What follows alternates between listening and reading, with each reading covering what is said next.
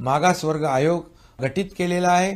मागासवर्ग आयोग मोठ्या प्रमाणावर लार्ज स्केलवर एम्पिरिकल डेटा गोळा करतोय।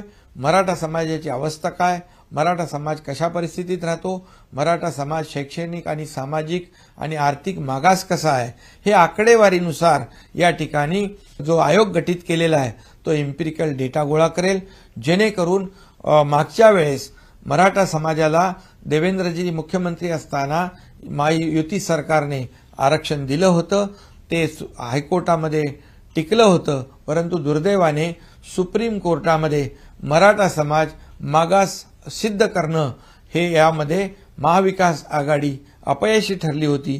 त्या त्रुटी दूर करणं, ते ऑब्झर्वेशन जे आहेत हे लक्षात घेऊन हे मागासवर्ग आयोग हा एम्पिरिकल डेटा गोळा करेल।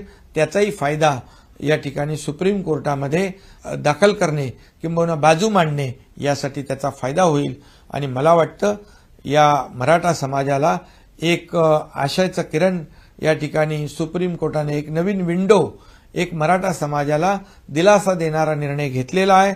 त्यामुळे मराठा समाजाने देखील संयम ठेवला पाहिजे।